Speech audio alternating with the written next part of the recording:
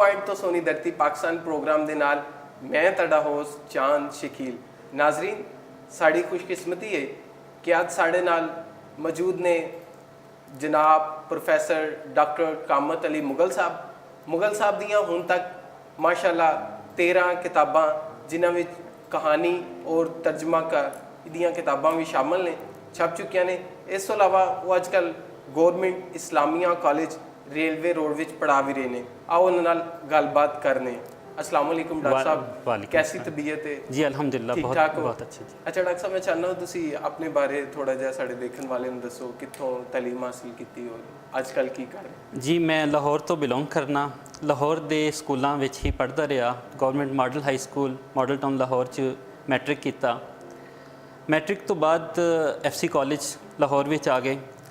उत्थे ही पंजाबी वल मेरा रुझान होया। उत्थे असी कुछ पढ़ियारां ने मिल के मजलिस वारिस शाह बनाई, जिहदे विच बड़े वड्डे शायर ने अज दे कामरान आजिज़, फिर शाहिद पट्टी सन, इकदार करामत चीमा सी। असी सब ने मिल के एक तंजीम बनाई जिहदा मतलब सी, जिहदा मकसद सी कि असी पंजाबी दे निक्के मोटे प्रोग्राम कराइए।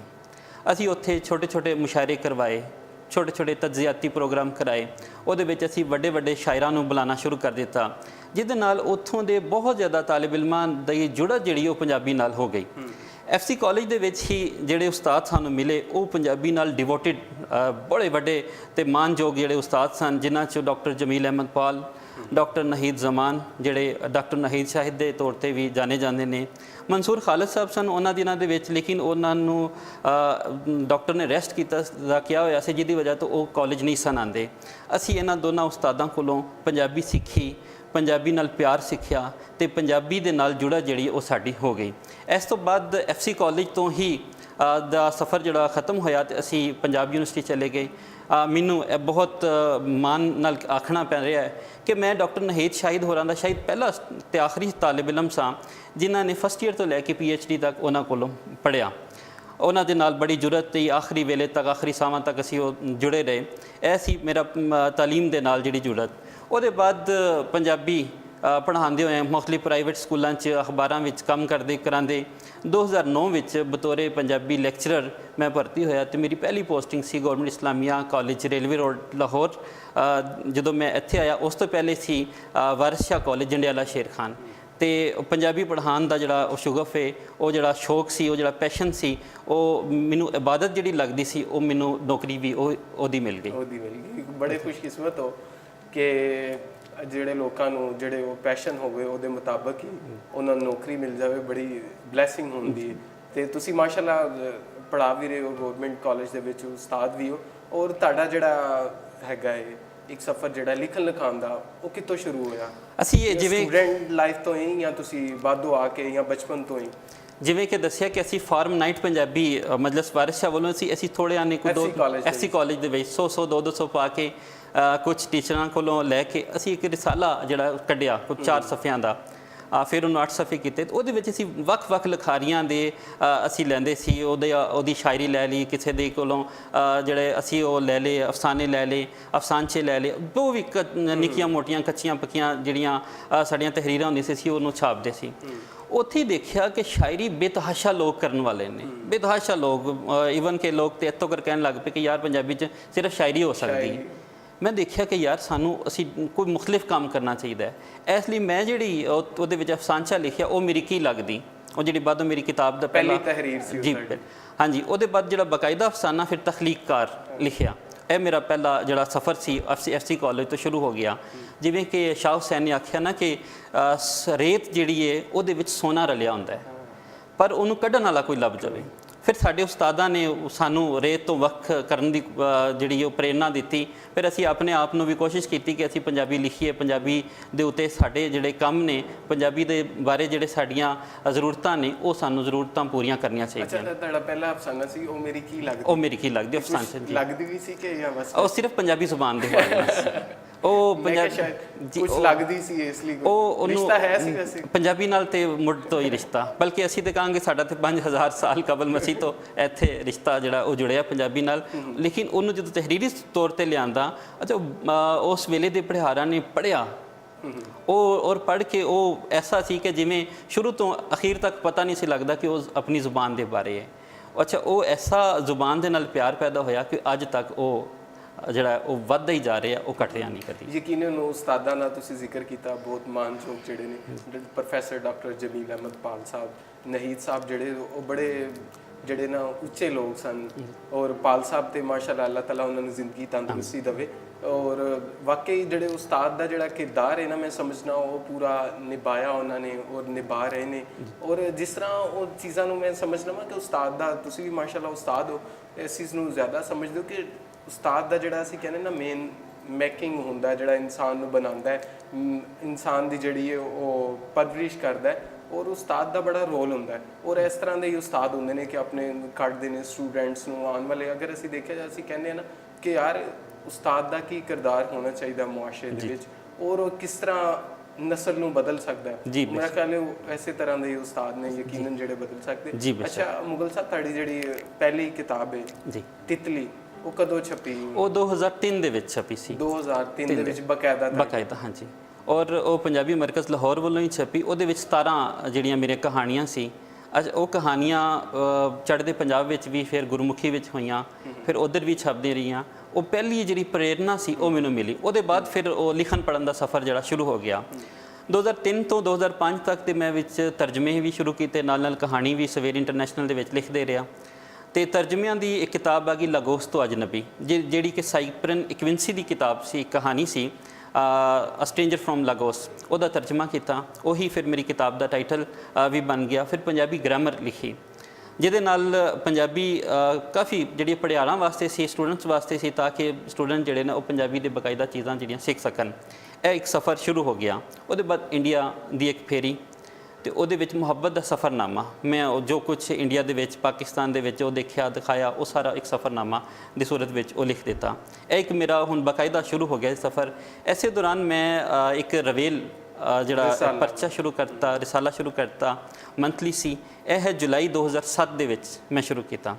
ਇਹ ਜੁਲਾਈ 2007 ਦੇ ਵਿੱਚ ਮੰਥਲੀ ਰਿਸਾਲਾ ਜਿਹੜਾ ਉਹ ਮੇਰਾ ਐਸਾ ਹੋਇਆ ਕਿ ਉਹਦੇ ਨਾਲ ਮੈਂ ਨਵੇਂ ਜਿਹੜੇ ਲਿਖਣ ਵਾਲੇ ਸਨ ਉਹਨਾਂ ਨੂੰ ਪ੍ਰੇਰਨਾ ਮਿਲਦੀ ਸੀ। ਔਰ ਮੇਰੀ ਕੋਸ਼ਿਸ਼ ਹੁੰਦੀ ਸੀ ਕਿ ਨਵੇਂ ਲਿਖਣ ਵਾਲੇ ਜਿੰਨੇ ਵੀ ਜ਼ਿਆਦਾ ਨੇ ਉਹ ਉਹਦੇ ਵਿੱਚ ਸ਼ਾਮਿਲ ਹੋਣ, ਉਹਨਾਂ ਨੂੰ ਉਹਨਾਂ ਦੀ ਸ਼ਾਇਰੀ, ਉਹਨਾਂ ਦੇ ਅਫਸਾਨੇ, ਉਹਨਾਂ ਦੇ ਨਾਵਲ ਅਗਰ ਉਹ ਜਿਹੜੇ ਵੀ ਲਿਖਦੇ ਨੇ ਉਹਨਾਂ ਨੂੰ ਠੀਕ ਕਰਕੇ ਸੀ, ਤਾਂ ਕਿ ਨਵੀਂ ਨਸਲ ਨੂੰ ਨਾਲ ਜੋੜਿਆ ਜਾਏ।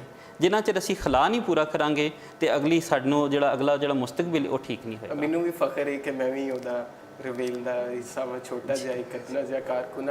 ਔਰ ਅੱਛਾ ਡਾਕਟਰ ਸਾਹਿਬ, ਤੁਸੀਂ ਤਾਲੀਮ ਦੇ ਮਹਿਕਮੇ ਨਾਲ ਜੁੜੇ ਹੋਏ ਹੋ ਜੀ, ਤੁਹਾਡਾ ਇਸ ਮਹਿਕਮੇ ਨਾਲ ਕੈਸਾ ਤਜਰਬਾ ਰਿਹਾ? ਸਟੂਡੈਂਟਸ ਦੇ ਨਾਲ ਇੱਕ ਤਾਮੁਨ ਜਿਹੜਾ ਉਹ ਕੈਸਾ ਹੈ? ਔਰ ਅੱਛਾ, ਜਿਵੇਂ ਕਿ ਮੈਂ ਦੱਸਿਆ ਕਿ ਦੋ ਤਰ੍ਹਾਂ ਦੇ ਮੈਨੂੰ ਤਾਲਿਬ ਇਲਮ ਪੜ੍ਹਾਉਣੇ ਪਏ। ਇੱਕ ਤਾਂ ਪਹਿਲੇ ਪ੍ਰਾਈਵੇਟ ਸੈਕਟਰ ਦੇ ਵਿੱਚ ਤੇ ਬੜੀ ਹਾਈਫਾਈ ਇੱਕ ਕਲਾਸ ਪੜ੍ਹਦੀ ਸੀ, ਲੇਕਿਨ ਉਸ ਤੋਂ ਬਾਅਦ ਮਿਲ ਰਹੀ ਇੱਕਦਮ ਜਿਹੜੀ ਪੋਸਟਿੰਗ ਇੱਕ ਬਹੁਤ ਜ਼ਿਆਦਾ ਰਿਮੋਟ ਏਰੀਆ 'ਚ ਹੋ ਗਈ, ਜੰਡਿਆਲਾ ਸ਼ੇਰ ਖਾਨ, ਜਿਵੇਂ ਕਿ ਇੱਥੋਂ ਤੇ 80 ਕਿਲੋਮੀਟਰ ਦੂਰ ਹੈ। ਲੇਕਿਨ ਅਗਰ ਅਸੀਂ ਦੇਖੀਏ ਤਹਿਜ਼ੀਬੀ ਤੌਰ ਤੇ ਸਾਨੂੰ ਇੰਝ ਲੱਗਦਾ ਜਿਵੇਂ ਅਸੀਂ 100 ਸਾਲ ਪਿੱਛੇ ਆ ਗਏ। ਜਿਵੇਂ ਕਿ ਫੋਟੋਕਾਪੀ ਕਰਵਾਉਣੀ ਸੀ ਤੇ ਸਾਨੂੰ 15 ਕਿਲੋਮੀਟਰ ਦੂਰ ਜਾਣਾ ਪੈਂਦਾ ਸੀ, ਪਰ ਉੱਥੋਂ ਦੇ ਸਟੂਡੈਂਟਸ ਦੇ ਵਿੱਚ ਕੁਝ ਸਿੱਖਣ ਦੀ ਤਲਬ ਸੀ। ਸੁਬਾਹ 8 ਵਜੇ ਸਰਦੀਆਂ ਯਖਸ ਠੰਡ ਦੇ ਵਿੱਚ ਧੁੰਦੇ 8 ਵਜੇ ਬੱਚੇ ਬੈਠੇ ਹੁੰਦੇ ਸਨ। ਉਹ ਕਈ ਮੀਲਾਂ ਦੂਰ ਸਾਈਕਲ ਚਲਾ ਕੇ, ਮੋਟਰਸਾਈਕਲ ਚਲਾ ਕੇ ਆਏ ਹੁੰਦੇ ਸਨ, ਜਿਨ੍ਹਾਂ ਦੇ ਹੱਥਾਂ 'ਤੇ ਬਰਫ਼ ਜੰਮੀ ਹੁੰਦੀ ਸੀ। ਉਹ ਸੀ ਤਾਲਿਬ ਇਲਮ। ਇਸ ਤੋਂ ਬਰਕਸ ਜਦੋਂ ਲਾਹੌਰ ਆਇਆ ਤਾਂ ਲਾਹੌਰ ਦੇ ਵਿੱਚ ਹਾਲਾਤ ਡਿਫਰੈਂਟ। ਅੱਜ ਦਾ ਤਾਲਿਬ ਇਲਮ ਹਰ 15 ਸੈਕਿੰਡ ਬਾਅਦ ਆਪਣੀ ਜੇਬ 'ਚ ਜਾ ਕੇ ਵੇਖਦਾ ਕਿ ਸੋਸ਼ਲ ਮੀਡੀਆ ਤੇ ਕੀ ਸਟੇਟਸ ਹੈ। ਉਹਨੂੰ ਪੜ੍ਹਾਈ ਦੇ ਨਾਲ ਕੋਈ ਤਾਲੁਕ ਨਹੀਂ ਹੈ। ਅਸੀਂ ਉਹਦੇ ਜ਼ਿਹਨ 'ਚ ਨਫਸੀਆਤ ਦਾਨ ਕਹਿੰਦੇ ਨੇ ਕਿ ਇਹ 15 ਸੈਕਿੰਡ ਦੇ ਵਿੱਚ ਉਹ 30 ਚੀਜ਼ਾਂ ਦੇ ਬਾਰੇ ਸੋਚ ਰਿਹਾ। ਅਸੀਂ ਉਹ 30 ਚੀਜ਼ਾਂ ਨੂੰ ਸਾਈਡ ਤੇ ਕਰਕੇ ਆਪਣੀ ਇੱਕ ਨਿੱਕੀ ਜਿਹੀ ਗੱਲ ਪੜ੍ਹਾਈ ਦੀ ਜਿਹੜੀ ਕਦੀ ਕਿਸੇ ਤਰ੍ਹਾਂ ਵੀ ਉਹਨੂੰ ਪਸੰਦ ਨਹੀਂ ਹੈ, ਅਸੀਂ ਉਹਦੇ ਜ਼ਿਹਨ 'ਚ ਪਾਣੀ ਹੁੰਦੀ ਹੈ। ਇਹਦੇ ਵਾਸਤੇ ਮੈਂ ਜਿਹੜਾ ਕੋਸ਼ਿਸ਼ ਕਰਨਾ ਵਾ, ਇੱਕ ਤਾਂ ਸੋਸ਼ਲ ਮੀਡੀਆ ਨੂੰ ਵਰਤਣਾ ਵਾ, ਦੂਜਾ ਹੈ ਮੇਰੀ ਕੋਸ਼ਿਸ਼ ਹੁੰਦੀ ਹੈ ਕਿ ਮਾਈਕਰੋ ਸਟੱਡੀ, ਕਿਉਂਕਿ ਅੱਜ ਜਿਹੜਾ ਦੌਰ ਹੈ ਉਹ ਹਾਰਡ ਵਰਕ ਦਾ ਨਹੀਂ ਸਮਾਰਟ ਵਰਕ ਦਾ ਹੈ, ਕਿ ਅਸੀਂ ਜਿੰਨਾ ਵੀ ਉਹਨੂੰ ਮਾਈਕਰੋ ਸਟੱਡੀ ਵਾਲੇ ਪਾਸੇ ਲੈ ਕੇ ਜਾਵਾਂਗਾ, ਟੂ ਦੀ ਪੁਆਇੰਟ ਉਹਨਾਂ ਨੂੰ ਕਰਾ ਦਿਓ ਤਾਂ ਕਿ ਉਹ ਪਾਸ ਹੋ ਜਾਣ। ਨਾਲ ਫਿਰ ਉਹਨਾਂ ਨੂੰ ਜੋੜ ਦਿਓ, ਫਿਰ ਅੱਗੇ ਜਦੋਂ ਡਿਗਰੀ ਮਿਲ ਜਾਏਗੀ ਬੱਚੇ ਨਾਲ ਅੱਗੇ ਟੁਰਨਾ ਸ਼ੁਰੂ ਕਰ ਦੇਣਗੇ। ਅੱਛਾ, ਅੱਜ ਦੇ ਨੌਜਵਾਨ ਜਿਹੜਾ ਹੈ, ਜਿਸ ਤਰ੍ਹਾਂ ਕਿ ਤੁਸੀਂ, ਮੈਂ ਬਾਰ-ਬਾਰ ਜ਼ਿਕਰ ਕਰ ਰਿਹਾ ਕਿ ਤੁਸੀਂ ਪੜ੍ਹਾ ਰਹੇ ਹੋ, ਕਿਉਂਕਿ ਤੁਸੀਂ ਜਿਹੜਾ ਸਟੂਡੈਂਟਸ ਨੂੰ ਇਸ ਪਾਸੇ ਲਿਆ ਸਕਦੇ ਹੋ, ਉਹਨਾਂ ਨੂੰ ਬਦਲ ਸਕਦੇ ਹੋ, ਮਾਸ਼ਰੇ ਨੂੰ ਬਦਲ ਸਕਦੇ ਹੋ, ਤੁਸੀਂ ਉਹ ਲੋਕ ਹੋ। ਤੇ ਅੱਜ ਦੇ ਸਟੂਡੈਂਟਸ ਨੂੰ ਕਿਸ ਤਰ੍ਹਾਂ ਆਪਣੀ ਮਾਂ ਬੋਲੀ ਵੱਲ ਲਿਆਂਦਾ ਜਾ ਸਕਦਾ ਹੈ ਜਾਂ ਅਦਬ ਨਾਲ ਜੋੜਿਆ ਜਾ ਸਕਦਾ ਹੈ? ਅੱਛਾ, ਅੱਜ ਜਿਹੜਾ ਕੀ ਰਸਤਾ ਕੀ ਹੈ? ਅੱਜ ਜਿਹੜਾ ਦੌਰ ਹੈ ਉਹ ਗਲੋਬਲ ਵਿਲੇਜ ਸਾਨੂੰ ਅਸੀਂ ਦੇਖ ਰਹੇ ਹਾਂ ਕਿ ਅਸੀਂ ਕਿਸੇ ਤਰ੍ਹਾਂ ਵੀ ਹਕਾਇਕ ਤੋਂ ਦੂਰ ਬੱਚਿਆਂ ਨੂੰ ਨਹੀਂ ਰੱਖ ਸਕਦੇ। ਮਾਦਰੀ ਜ਼ੁਬਾਨ ਨਾਲ ਨਵੀਂ ਨਸਲ ਜ਼ਿਆਦਾ ਜੁੜੀ ਹੈ ਬਨਿਸਬਤ ਸਾਡੀ ਪੁਰਾਣੀ ਨਸਲਾਂ ਤੋਂ, ਔਰ ਆਪਣੀ ਜ਼ੁਬਾਨ ਦੀ ਕਦਰ ਜਾਣਦੀ ਹੈ। ਨਵੀਂ ਨਸਲ ਜ਼ਿਆਦਾ ਜੁੜੀ ਹੈ। ਇਹਦੇ ਵਿੱਚ ਕਿਰਦਾਰ ਜਿਹੜਾ ਹੈ ਉਹ ਹਰ ਚੀਜ਼, ਹਰ ਰੰਗ ਦਾ, ਹਰ ਤਰ੍ਹਾਂ ਦਾ, ਇੱਕ ਪੂਰੀ ਦੁਨੀਆ ਦੇ ਵਿੱਚ, ਕਿਉਂਕਿ ਜਦੋਂ ਆਪਣੀ ਦੁਨੀਆ ਔਰ ਰੂਸੀ ਜਿਹੜਾ ਆਪਣੀ ਜ਼ੁਬਾਨ 'ਚ ਗੱਲ ਕਰ ਰਿਹਾ, ਚੀਨੀ ਆਪਣੀ ਜ਼ੁਬਾਨ 'ਚ ਗੱਲ ਕਰ ਰਿਹਾ, ਜਰਮਨ ਆਪਣੀ ਜ਼ੁਬਾਨ 'ਚ, ਉਸ ਖਿੱਤੇ ਦੀ ਜ਼ੁਬਾਨ ਹੈ, ਤੇ ਇਸ ਖਿੱਤੇ ਦੀ ਜ਼ੁਬਾਨ, ਆਪਣੀ ਜ਼ੁਬਾਨ, ਮਾਦਰੀ ਜ਼ੁਬਾਨ ਨਾਲ ਲੋਕਾਂ ਦਾ ਪਿਆਰ ਖੁਦ ਬ ਖੁਦ ਵੱਧ ਜਾਂਦਾ ਹੈ। ਜਦੋਂ ਉਹ ਬਾਹਰ ਜਾਂਦਾ ਜਾਂ ਬਾਹਰ ਵਾਲਾ ਇੱਥੇ ਆਉਂਦਾ ਜਾਂ ਉਹ ਸੋਸ਼ਲ ਮੀਡੀਆ 'ਤੇ ਕਿਸੇ ਨਾਲ ਵੇਖਦਾ ਹੈ। ਉਸਤਾਦ ਦਾ ਕੀ ਕਿਰਦਾਰ ਹੈ, ਜਿਵੇਂ ਕਿ ਮੈਂ ਦੱਸਿਆ ਕਿ ਅਸੀਂ ਰੇਤ 'ਚੋਂ ਸੋਨਾ ਲੱਭਣਾ ਹੁੰਦਾ ਹੈ। ਇਸ ਲਈ ਅਸੀਂ ਉਹਨਾਂ ਨੂੰ ਉਹਦੀਆਂ ਜਿਹੜੀਆਂ ਬੁਰਾਈਆਂ ਨੇ ਕਾਂਟ ਛਾਂਟ ਜਿਹੜੀ ਕਰਕੇ ਉਹਨੂੰ ਇੱਕ ਚੰਗੀ ਕਿਤਾਬ ਜੇ ਅਸੀਂ ਉਹਨੂੰ ਫੜਾ ਦਈਏ ਉਹਦੇ ਹੱਥ 'ਚ, ਉਹਨੂੰ ਕਿਤਾਬ ਨਾਲ ਜੋੜ ਦਈਏ, ਤੇ ਫਿਰ ਅਸੀਂ ਇੱਕ ਚੰਗੇ ਉਸਤਾਦ ਦੇ ਤੌਰ ਤੇ ਅਸੀਂ ਬਹੁਤ ਵੱਡਾ ਕੰਮ ਕਰ ਦਿੰਦੇ ਹਾਂ। ਫਿਰ ਗੱਲ ਕਰਦੇ ਕਰਦੇ ਆਪਣੀ ਜ਼ੁਬਾਨ, ਅਵਲ ਤੇ ਮਾਦਰੀ ਜ਼ੁਬਾਨ ਦੇ ਹਵਾਲੇ ਨਾਲ ਬੱਚਾ ਸੁਣਨ ਲਈ ਤਿਆਰ ਹੀ ਨਹੀਂ ਸੀ। ਅੱਜ ਤੋਂ 15 ਸਾਲ ਪਹਿਲੇ ਹਾਲਾਤ ਡਿਫਰੈਂਟ ਸਨ, ਲੇਕਿਨ ਹੁਣ ਉਹ ਮਾਦਰੀ ਜ਼ੁਬਾਨ ਨੂੰ ਜਾਣਨਾ ਚਾਹੁੰਦਾ ਹੈ, ਉਹ ਮਾਦਰੀ ਜ਼ੁਬਾਨ ਦੇ ਬਾਰੇ ਦੇਖਦਾ ਹੈ, ਆਪਣੇ ਪੁਰਖਿਆਂ ਨੂੰ, ਆਪਣੇ ਵੱਡਕਿਆਂ ਨੂੰ ਜਾਣਦਾ ਹੈ, ਉਹ ਆਪਣੀ ਪੂਰੀ ਤਹਿਜ਼ੀਬ, ਲਿਸਾਨੀ ਤੌਰ ਤੇ ਵੀ, ਮਜ਼ਹਬੀ ਤੌਰ ਤੇ ਵੀ, ਤਹਿਜ਼ੀਬੀ ਤੌਰ ਤੇ ਵੀ ਉਹ ਜਾਣਨਾ ਚਾਹੁੰਦਾ ਹੈ, ਕਿਉਂਕਿ ਉਹਦੇ ਕੋਲ ਸ਼ਾਇਦ ਸਿੱਖਣ ਦੀ ਖਾਹਿਸ਼ ਹੁਣ ਜ਼ਿਆਦਾ ਹੈ, ਔਰ ਉਹਦੇ ਵਾਸਤੇ ਉਹ ਗੂਗਲ ਤੇ ਜਾ ਰਿਹਾ, ਉਹਦੇ ਵਾਸਤੇ ਉਹ YouTube ਤੇ ਜਾ ਰਿਹਾ, ਉਹਦੇ ਵਾਸਤੇ ਕਿਸੇ ਹੋਰ ਵੈਬਸਾਈਟ ਤੇ, ਤਾਂ ਕਿ ਜ਼ਿਆਦਾ ਤੋਂ ਜ਼ਿਆਦਾ ਸਿੱਖ ਸਕੇ। ਅੱਛਾ, ਤੁਸੀਂ ਮਾਸ਼ਾਅੱਲਾ ਨਕਾਦ ਵੀ ਹੋ, ਔਰ ਮੈਂ ਚਾਹੁੰਦਾ ਵਾਂ ਕਿ ਤੁਸੀਂ ਪੰਜਾਬੀ ਕਹਾਣੀ ਬਾਰੇ ਦੱਸੋ ਕਿ ਅੱਜ ਦੀ ਪੰਜਾਬੀ ਕਹਾਣੀ ਕਿੱਥੇ ਖਲੋਤੀ ਹੋ, ਔਰ ਨਵੇਂ ਲਿਖਣ ਵਾਲਿਆਂ ਤੋਂ ਕੀ ਤੁਸੀਂ ਮੁਤਮਿਨ ਹੋ? ਅੱਛਾ, ਅੱਜ ਦੀ ਜਿਹੜੀ ਪੰਜਾਬੀ ਕਹਾਣੀ ਹੈ, ਮੈਂ ਜਿਵੇਂ ਕਿ ਦੂਸਰੀਆਂ ਜ਼ੁਬਾਨਾਂ ਦਾ ਵੀ ਪੜ੍ਹਦਾ ਰਹਿਣਾ, ਜਾਂ ਜ਼ਰੂਰੀ ਹੈ, ਤੁਸੀਂ ਲਿਖਾਰੀ ਹੋ, ਕਹਾਣੀਕਾਰ ਹੋ, ਤੁਹਾਡੇ ਕੋਲ ਇਹ ਸਵਾਲ ਜਿਹੜਾ ਨਾ ਪੁੱਛਣਾ ਜ਼ਰੂਰੀ। ਅੱਛਾ, ਉਹ ਅੱਜ ਦੀ ਜਿਹੜੀ ਕਹਾਣੀ ਹੈ ਦੂਸਰੀਆਂ ਜ਼ੁਬਾਨਾਂ ਦੇ ਸਾਹਮਣੇ ਰੱਖੀ ਜਾ ਸਕਦੀ ਹੈ। ਉਹਦੇ ਵਾਸਤੇ ਕੀ ਅਸੀਂ ਅਗਰ ਕੋਈ ਕ੍ਰਾਈਟੇਰੀਆ ਰੱਖੀਏ, ਦੁਨੀਆ ਦੇ ਵਿੱਚ ਜਿਹੜੀ ਵੀ ਤਹਿਰੀਕ ਆ ਰਹੀ ਹੈ, ਅਦਬੀ ਤਹਿਰੀਕ ਜਿਹੜੀ ਵੀ ਆ ਰਹੀ ਹੈ, ਸਟ੍ਰੀਮ ਆਫ ਕੌਨਸ਼ੀਅਸਨੈਸ ਦੀ ਆ ਰਹੀ ਹੈ, ਫਲੈਸ਼ਬੈਕ ਦੀ ਹੈ, ਫਲੈਸ਼ ਫਾਰਵਰਡ ਦੀ ਹੈ, ਜਾਂ ਜਿਹੜੀ ਵੀ ਆ ਰਹੀ ਹੈ, ਪੰਜਾਬੀ ਕਹਾਣੀਕਾਰ ਉਸ ਨੂੰ ਜਾਣਦਾ ਹੈ। ਅੱਜ ਦਾ ਪੰਜਾਬੀ ਕਹਾਣੀਕਾਰ ਜਿਹੜਾ ਹੈ ਉਹ ਮਾਡਰਨ ਕਹਾਣੀਕਾਰ ਹੈ। ਉਹ ਪੁਰਾਣਾ ਜਿਹੜਾ ਅਸੀਂ ਵਸੇਬ ਦੇ ਨਾਲ ਜੁੜਿਆ ਜਾਂ ਉਹ ਕਹਿੰਦਾ ਖਾਸ ਇੱਕ ਪੇਂਡੂ ਸਮਾਜ ਦੀ ਗੱਲ ਕਰਨਾ, ਉਹ ਵਾਲਾ ਨਹੀਂ ਹੈ। ਅੱਜ ਦਾ ਜਿਹੜਾ ਹੈ ਉਹ ਊਟ ਪਟੰਗ ਗੱਲ ਨਹੀਂ ਕਰਦਾ। ਉਹ ਅੱਜ ਦਾ ਜਿਹੜਾ ਕਹਾਣੀਕਾਰ ਹੈ ਉਹ ਸਟ੍ਰੀਮ ਆਫ ਕੌਨਸ਼ੀਅਸਨੈਸ 'ਚ ਵੀ ਲਿਖਦਾ ਪਿਆ, ਉਹ ਫਿਲਾਸਫੀ ਵੀ ਦੇ ਰਿਹਾ, ਉਹ ਹਯਾਤੀ ਵੀ ਦੇ ਰਿਹਾ, ਉਹ ਨਵੇਂ ਜ਼ਾਵੀਏ ਵੀ ਦੇ ਰਿਹਾ, ਉਹ ਕਹਾਣੀ ਦੇ ਵਿੱਚ ਇਨਕਲਾਬ ਦੀ ਗੱਲ ਵੀ ਕਰ ਰਿਹਾ। ਜਿਵੇਂ ਕਿ ਮਿਲਾਨ ਕੁੰਡੇਰਾ ਨੇ ਕਿਹਾ ਸੀ ਕਿ ਇਨਕਲਾਬ ਚੰਗੀ ਸ਼ੈ ਹੈ, ਦਹਿਸ਼ਤਗਰਦੀ ਬੁਰੀ ਸ਼ੈ ਹੈ, ਔਰ ਇਨਕਲਾਬ ਆ ਰਿਹਾ। ਅਦਬ ਦੇ ਵਿੱਚ ਵੀ ਇਨਕਲਾਬ। ਅੱਜ ਤੋਂ 2000 ਤੋਂ ਪਹਿਲੇ ਜਿਹੜੀ ਕਹਾਣੀ ਲਿਖੀ ਜਾ ਰਹੀ ਸੀ ਉਹ ਪੰਜਾਬੀ ਕਹਾਣੀ ਕੋਈ ਹੋਰ ਸੀ। ਹੁਣ ਜਿਹੜੀ ਪੰਜਾਬੀ ਕਹਾਣੀ ਲਿਖੀ ਜਾ ਰਹੀ ਹੈ ਉਹ ਅੱਜ ਦੀ ਕਹਾਣੀ ਹੈ, ਉਹਦੇ ਵੇਲੇ ਦੀ ਗੱਲ ਹੈ। ਉਹਦੇ 'ਚ ਸਾਡੇ ਸਮਾਜੀ ਮਸਲੇ ਨੇ, ਉਹਦੇ 'ਚ ਸਾਡੇ ਸਮਾਜੀ ਇਸਲਾਹਾਤ ਦੇ ਪਹਿਲੂ ਨੇ, ਹਯਾਤੀ ਦਾ ਬੜਾ ਵੱਡਾ ਫਲਸਫਾ ਹੈ। ਹੋਰ ਸਾਡੇ ਜਿਹੜੇ ਸੋਸ਼ਲ ਮੀਡੀਆ ਦੇ ਨਾਲ ਪ੍ਰੋਬਲਮਸ ਪੈਦਾ ਹੋਏ ਨੇ ਉਹ ਵੀ ਸਾਡੇ ਨਾਲ, ਇੰਟਰਨੈਟ ਨੇ ਜਿਹੜੀਆਂ ਸਾਡੇ ਨਾਲ ਖੂਬੀਆਂ ਪੈਦਾ ਕੀਤੀਆਂ ਨੇ, ਉਹ ਖਾਮੀਆਂ ਪੈਦਾ ਕੀਤੀਆਂ ਨੇ, ਉਹ ਵੀ ਉਹਦੇ ਵਿੱਚ ਮੌਜੂ ਨੇ। ਅੱਜ ਦਾ ਜਿਹੜਾ ਔਰ ਜਿਹੜੀ ਇਹਦੇ ਨਾਲ ਜਿਹੜੀ ਜ਼ੁਬਾਨ ਦੀ ਤਰੱਕੀ, ਜ਼ੁਬਾਨ ਇੱਕ ਥਾਂ 'ਤੇ ਜਿਹੜੀ ਜਾਮਦ ਨਹੀਂ ਹੋਈ, ਜਿਹਦੀ ਵਜ੍ਹਾ ਤੋਂ ਸਾਡੀ ਜ਼ੁਬਾਨ ਦੇ ਵਿੱਚ ਇੰਨੀ ਖੁੱਲ੍ਹ ਡੁੱਲੇ ਕਿ ਅਸੀਂ ਅੱਜ ਦੇ ਵੇਲੇ ਦੇ ਨਾਲ ਟੁਰ ਰਹੇ ਹਾਂ। ਜਿਵੇਂ ਕਿ ਪੁਰਾਣੇ ਜ਼ਮਾਨੇ 'ਚ ਜਿਹੜੀ ਇੱਕ ਪੇਂਡੂ ਵਸੇਬ ਦੀ ਜਾਂ ਪੇਂਡੂ ਸਮਾਜ ਦੀ ਜਿਹੜੀ ਗੱਲ ਹੁੰਦੀ ਸੀ, ਉਹਦੇ ਵਿੱਚ ਜਿਹੜੀ ਜ਼ੁਬਾਨ ਵਰਤੀ ਜਾਂਦੀ ਸੀ, ਅੱਜ ਜਿਹੜਾ ਪੰਜਾਬੀ ਹੈ ਉਹ ਮੁਖਤਲਿਫ ਵੱਡੇ ਵੱਡੇ ਪਲਾਜ਼ਿਆਂ 'ਚ ਜਾ ਰਿਹਾ, ਉਹ ਟੈਕਨੋਲੋਜੀ ਯੂਜ਼ ਕਰ ਰਿਹਾ, ਉਹ ਹਵਾਈ ਜਹਾਜ਼ਾਂ 'ਚ ਸਫ਼ਰ ਕਰਦੇ ਪਏ, ਉਹ ਬਰਗਰ ਖਾ ਰਿਹਾ। ਉਹ ਸਾਡਾ ਕਹਾਣੀਕਾਰ ਵੀ ਇਹਨਾਂ ਚੀਜ਼ਾਂ ਨੂੰ ਵੇਖਦਾ ਹੈ, ਫਿਰ ਉਹਨੂੰ ਲਿਖਦਾ ਹੈ, ਫਿਰ ਉਹ 'ਚ ਹਯਾਤੀ ਦਾ ਫਲਸਫਾ ਨਜ਼ਰ ਆਉਂਦਾ ਹੈ। ਇਹਦੇ ਵਿੱਚ ਸਾਨੂੰ ਜਿਹੜੇ ਨਵੇਂ ਜਿਹੜੇ ਚੰਗੇ ਕਹਾਣੀਕਾਰ ਲਿਖ ਰਹੇ ਨੇ, ਜ਼ੁਬੈਰ ਅਹਿਮਦ ਸਾਹਿਬ ਲਿਖ ਰਹੇ ਨੇ, ਇਜਾਜ਼ ਲਿਖ ਰਿਹਾ, ਖਾਲਿਦ ਫਰਹਾਦ ਤਾਰੀਵਾਲ, ਨੈਣ ਸੁਖ, ਉਹ ਇੱਕ ਬੇਰਹਿਮ ਜਿਹੜਾ ਕਹਾਣੀਕਾਰ ਹਕੀਕਤ ਨਗਾਰ ਹੈ, ਉਹ ਆਪਣੇ ਕਿਰਦਾਰਾਂ ਨਾਲ ਹਮਦਰਦੀ ਨਹੀਂ ਕਰਦਾ ਪਿਆ।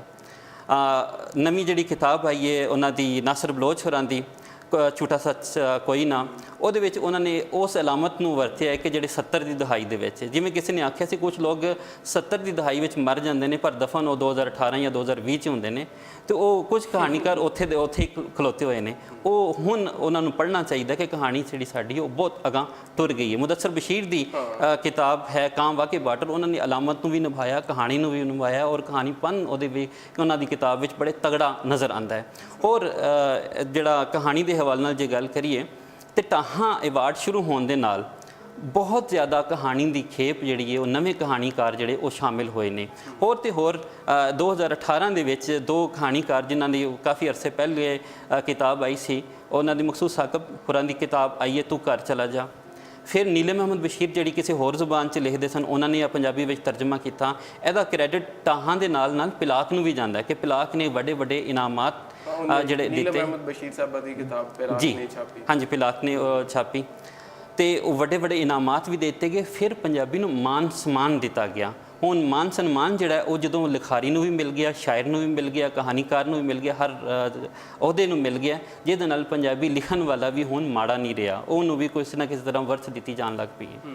ਯਾਨੀ ਕਿ ਕੁਛ ਨਾ ਕੁਛ ਜਿਹੜਾ ਉਹ ਮਿਲ ਰਿਹਾ ਜੀ, ਮਿਲ ਰਿਹਾ। ਹਾਂਜੀ। ਅੱਛਾ ਮੁਗਲ ਸਾਹਿਬ, ਤੁਸੀਂ ਸੋਸ਼ਲ ਮੀਡੀਆ ਦੀ ਗੱਲ ਕੀਤੀ ਕਿ ਸੋਸ਼ਲ ਮੀਡੀਆ ਦੇ ਕੁਝ ਸਾਨੂੰ ਜਿਹੜੇ ਉਹ ਫਾਇਦੇ ਵੀ ਹੋਏ, ਕੁਝ ਨੁਕਸਾਨ ਵੀ ਨੇ, ਲੇਕਿਨ ਸੋਸ਼ਲ ਮੀਡੀਆ ਰਾਹੀਂ ਅਦਬ ਦੀ ਤਰੱਕੀ ਕਿਵੇਂ ਮੁਮਕਿਨ ਹੈ ਅੱਜ ਦੇ ਦੌਰ ਦੇ ਵਿੱਚ? ਕਿਉਂਕਿ ਦੌਰ ਹੀ ਸੋਸ਼ਲ ਮੀਡੀਆ ਦਾ, ਜਿਸ ਤਰ੍ਹਾਂ ਤੁਸੀਂ ਕਿਹਾ ਕਿ ਹਰ 15 ਸੈਕਿੰਡ ਬਾਅਦ ਹਰ ਨੌਜਵਾਨ ਜਿਹੜਾ ਉਹ ਜਾ ਕੇ ਦੇਖਦਾ ਹੈ ਕਿ ਮੈਂ ਦੇਖਾਂ ਕੀ ਅਪਡੇਟਸ ਨੇ, ਕੀ ਸਟੇਟਸ ਹੈ, ਕੀ ਲੋਕਾਂ ਦਾ, ਤੇ ਉਹਦੇ ਜ਼ਰੀਏ ਕਿਸ ਤਰ੍ਹਾਂ ਤਰੱਕੀ ਮੁਮਕਿਨ ਹੈ? ਸੋਸ਼ਲ ਮੀਡੀਆ ਨੇ ਜਿਸ ਤਰ੍ਹਾਂ ਸਾਡੀ ਜ਼ਿੰਦਗੀ ਨੂੰ ਮੁਤਾਸਰ ਕੀਤਾ ਹੈ, ਉਸ ਤਰ੍ਹਾਂ ਸਾਡੇ ਅਦਬ ਨੂੰ ਵੀ ਮੁਤਾਸਰ ਕੀਤਾ। ਇੱਕ ਚੰਗਾ ਅਦਬ ਚੰਗੀ ਜ਼ਿੰਦਗੀ ਲਿਖਦਾ ਹੈ। ਇੱਕ ਚੰਗੇ ਅਦਬ ਵਿੱਚ ਜੇ ਜ਼ਿੰਦਗੀ ਨਹੀਂ ਤੇ ਉਹ ਅਦਬ ਨਹੀਂ, ਉਹ ਮੁਰਦਾ ਹੋ ਜਾਏਗਾ।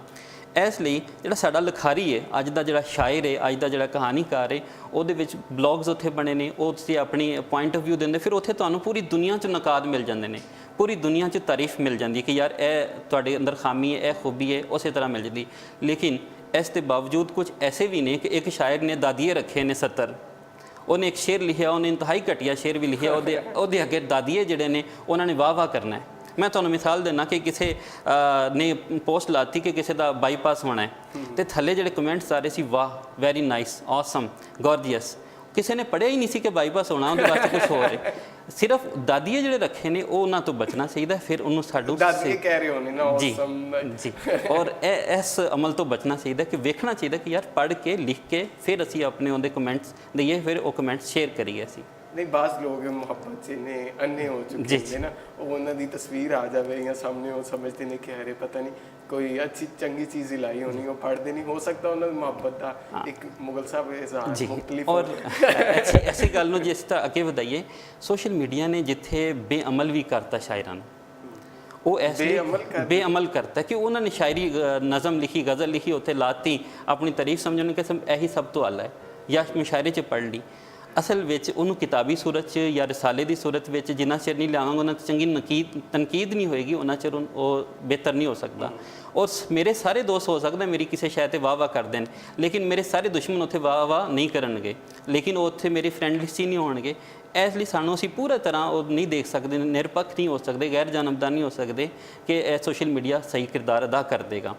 ਫਿਰ ਦੂਜੀ ਸ਼ੈ ਕਿ ਪੰਜਾਬੀ ਦੇ ਜਿਹੜੇ ਕੁਝ ਐਸੇ ਸੇਵਕ ਨੇ ਜਿਹੜੇ ਆਪਣੀ ਸੇਵਾ ਦੇ ਵਿੱਚ ਪੰਜਾਬੀ ਦਾ ਨੁਕਸਾਨ ਕਰ ਰਹੇ ਨੇ, ਉਹ ਪੰਜਾਬੀ ਦੇ ਕਾਜ਼ ਨੂੰ ਗੁੰਮਰਾਹ ਕਰ ਰਹੇ ਨੇ, ਉਹ ਪੰਜਾਬੀ ਦੀ ਜਿਹੜੀ ਤਹਿਰੀਕ ਹੈ ਉਹਨੂੰ ਉਸ ਤਰ੍ਹਾਂ ਨਹੀਂ ਪੇਸ਼ ਕਰਦੇ ਸੋਸ਼ਲ ਮੀਡੀਆ ਤੇ ਜਿਸ ਤਰ੍ਹਾਂ ਉਹਨੂੰ ਕਰਨਾ ਚਾਹੀਦਾ ਹੈ। ਉਹ ਕਿਸੇ ਨੂੰ ਗਾਲਾਂ ਕੱਢ ਰਹੇ ਨੇ, ਕਿਸੇ ਨੂੰ ਬੁਰਾ ਭਲਾ ਕਹਿ ਰਹੇ ਨੇ। ਇਹ ਗੱਲ ਅੱਜ ਵੀ ਗਾਲ ਕੱਢਣਾ ਮੇਰਾ ਖਿਆਲ ਹੈ ਗੈਰ ਇਖਲਾਕੀ ਤੌਰ ਤੇ ਕਿਸੇ ਵੀ ਇਨਸਾਨ ਨੂੰ ਇਸ ਹੱਦ ਤੱਕ ਨਹੀਂ ਜਾਣਾ ਚਾਹੀਦਾ। ਅੱਜ ਵੀ ਅਸੀਂ ਬਤੌਰੇ ਲਿਖਾਰੀ ਜੇ ਸਮਝ ਜਾਈਏ ਕਿ ਜੇ ਅਸੀਂ ਕਿਸੇ ਨੂੰ ਬੇਇੱਜ਼ਤ ਕਰਕੇ ਸਾਨੂੰ ਇੱਜ਼ਤ ਨਹੀਂ ਮਿਲਣੀ, ਕਿਸੇ ਦੀ ਜ਼ੁਬਾਨ ਨੂੰ ਬੁਰਾ ਕਹਿ ਕੇ ਸਾਨੂੰ ਇੱਜ਼ਤ ਨਹੀਂ ਮਿਲਣੀ, ਤੇ ਨਾ ਹੀ ਕਦੀ ਕਿਸੇ ਨੂੰ ਇੱਜ਼ਤ ਮਿਲੀ ਹੈ। ਇਸ ਚੀਜ਼ ਨੂੰ ਸਮਝ ਕੇ ਸਾਨੂੰ ਅੱਗੇ ਟੁਰਨਾ ਪਏਗਾ। ਅੱਛਾ, ਨਕਾਦ ਦਾ ਕੀ ਕਿਰਦਾਰ ਹੋਣਾ ਚਾਹੀਦਾ ਵਾ? ਅਫਸੋਸ ਦੀ ਗੱਲ ਹੈ ਕਿ ਸਾਡੇ ਕੋਲ ਸਿਰਫ ਤਾਰੀਫ ਕਰਨਾ ਹੀ ਨਕਾਦ ਦਾ ਕੰਮ ਹੈ? ਨਹੀਂ, ਨਕਾਦ ਹੈ ਕਿ ਉਹ ਸੱਚ ਵੀ ਬੋਲੇ, ਉਹ ਝੂਠ ਵੀ ਬੋਲੇ, ਇਹ ਤਾਂ ਨਕਾਦ ਨਹੀਂ ਹੈ। ਨਕਾਦ ਹੋਏ ਕਿ ਜਿਹੜਾ ਤਾਰੀਫ ਵੀ ਕਰੇ, ਉਹਦੀਆਂ ਅੱਛਾਈਆਂ ਵੀ ਬਿਆਨ ਕਰੇ, ਉਹਦੀਆਂ ਬੁਰਾਈਆਂ ਵੀ, ਉਹਦੀਆਂ ਖਾਮੀਆਂ ਵੀ। ਲੇਕਿਨ ਮਸਲਾ ਹੈ ਕਿ ਸਾਡੇ ਕੋਲ ਤਰਬੀਅਤ ਨਹੀਂ ਹੈ, ਅਦਬੀ ਤਰਬੀਅਤ ਨਹੀਂ ਹੈ ਨਕਾਦ ਦੀ। ਨਾ ਨਕਾਦ ਦੀ ਹੈ, ਨਾ ਲੇਖਕ ਦੀ ਹੈ, ਨਾ ਤਖਲੀਕਕਾਰ ਦੀ ਹੈ। ਉਹ ਕੀ ਕਰਦੇ ਨੇ ਕਿ ਉਹ ਸਿਰਫ ਖੂਬੀਆਂ ਹੀ ਚਾਹੁੰਦੇ ਨੇ ਕਿ ਯਾਰ ਕਾਸ਼ ਕਿ ਸਾਨੂੰ ਸਿਰਫ ਖੂਬੀਆਂ ਹੀ ਦਿੱਤੀਆਂ ਜਾਣ।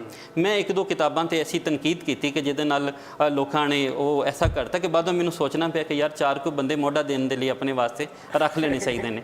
ਲੇਕਿਨ ਨਕਾਦ ਦੀ ਤਰਬੀਅਤ ਹੋਣੀ ਚਾਹੀਦੀ। ਸਾਡੇ ਕੋਲ ਕਹਾਣੀ ਦੇ ਉੱਤੇ, ਨਾਵਲ ਦੇ ਉੱਤੇ ਬਾਕਾਇਦਾ ਨਕਾਦ ਕੋਈ ਨਹੀਂ ਮਿਲਦਾ। ਸ਼ਾਇਰੀ ਉੱਤੇ ਨਵੀਂ ਸ਼ਾਇਰੀ ਸਾਡੇ ਕੋਲ ਪਿਛਲੇ ਸਾਲ 2017 ਦੇ ਵਿੱਚ 62 ਸ਼ੇਰੀ ਪਰ ਆ ਗਿਆ ਹੈ, 62। ਲੇਕਿਨ ਤਨਕੀਦ ਦੀ, ਸ਼ਾਇਰੀ ਦੀ ਤਨਕੀਦ ਉੱਤੇ ਇੱਕ ਕਿਤਾਬ ਨਹੀਂ। ਐਸੇ ਤਾਂ ਫਿਰ ਹਰ ਕੋਈ ਆਪਣੇ ਆਪ ਨੂੰ ਵਾਰਿਸ ਸ਼ਾਹੀ ਸਮਝੇਗਾ, ਹਰ ਕੋਈ ਆਪਣੇ ਆਪ ਨੂੰ ਬਾਬਾ ਬੁੱਲੇ ਸ਼ਾਹੀ ਸਮਝੇਗਾ। ਇਸ ਲਈ ਨਕਾਦ ਜ਼ਰੂਰੀ ਹੈ। ਜੇ ਅਮਰਤਾ ਪ੍ਰੀਤਮ ਨੂੰ ਵੱਡਾ ਨਕਾਦ ਨਾ ਮਿਲਦਾ ਤੇ ਅਮਰਤਾ ਪ੍ਰੀਤਮ ਨਾ ਹੁੰਦੀ। ਮੰਟੋ ਨੂੰ ਵੱਡੇ ਨਕਾਦ ਮਿਲੇ, ਸਾਡੇ ਹੋਰ ਜਿਹੜੇ ਵੱਡੇ ਲਿਖਾਰੀ ਨੇ ਉਹਨਾਂ ਨੂੰ ਵੱਡੇ ਨਕਾਦ ਮਿਲੇ ਤੇ ਉਹ ਵੱਡੇ ਬਣੇ। ਇੱਕ ਨਕਾਦ ਜਿਹੜਾ ਹੈ ਉਹ ਇੰਤਹਾਈ ਜ਼ਰੂਰੀ ਹੈ। ਨਕਾਦ ਉਸ ਦਰਖਤ ਵਾਂਗੂ ਬਣ ਜਾਂਦਾ ਹੈ ਕਿ ਜਿਹਨੂੰ ਕਾਂਟ ਛਾਂਟ ਕਰਦਾ ਰਹਿੰਦਾ ਹੈ, ਕਿ ਇੱਕ ਲਿਖਾਰੀ ਨੂੰ ਵੀ ਉਹ ਸੇਧ ਦਿੰਦਾ, ਆਪਣੇ ਆਪ ਨੂੰ ਵੀ ਸੇਧ ਦਿੰਦਾ ਕਿ ਯਾਰ ਕਿਸ ਪਾਸੇ ਜਾਣਾ। ਬਹੁਤ ਸ਼ੁਕਰੀਆ ਮੁਗਲ ਸਾਹਿਬ, ਬਹੁਤ ਮਜ਼ਾ ਆਇਆ ਤੁਹਾਡੇ ਨਾਲ ਅਦਬੀ ਗੁਫ਼ਤਗੂ ਕਰਕੇ। ਤੁਸੀਂ ਜਿਸ ਤਰ੍ਹਾਂ ਪੂਰਾ ਮਾਸ਼ਰੇ ਦੇ ਵਿੱਚ ਜਿਹੜਾ ਨਕਾਤ ਦਾ ਕਿਰਦਾਰ ਔਰ ਉਸਤਾਦ ਦਾ ਕਿਰਦਾਰ ਔਰ ਇਹਨਾਂ ਚੀਜ਼ਾਂ ਨੂੰ ਡਿਸਕਸ ਕੀਤਾ, ਮਿਹਰਬਾਨੀ। ਨਾਜ਼ਰੀਨ, ਤੁਸੀਂ ਡਾਕਟਰ ਸਾਹਿਬ ਦੀ ਗੱਲਬਾਤ ਸੁਣੀ। ਅਸੀਂ ਆਸ ਕਰਦੇ ਹਾਂ ਤੁਹਾਨੂੰ ਅੱਜ ਦਾ ਪ੍ਰੋਗਰਾਮ ਵੀ ਬਹੁਤ ਪਸੰਦ ਆਇਆ ਹੋਣਾ। ਇਹਦੇ ਨਾਲ ਹੀ ਆਪਣੇ ਹੋਸਟ ਚਾਂਦ ਸ਼ਕੀਲ ਨੂੰ ਇਜਾਜ਼ਤ ਦਿਓ। ਲੈ ਆਓ ਯਾਰ ਹਵਾਲੇ ਰੱਬ ਦੇ, ਮੇਲੇ 4 ਦਿਨਾਂ ਦੇ, ਉਸ ਦਿਨ ਈਦ ਮੁਬਾਰਕ ਹੋਸੀ ਜਿਸ ਦਿਨ ਫੇਰ ਮਿਲਾਂਗੇ।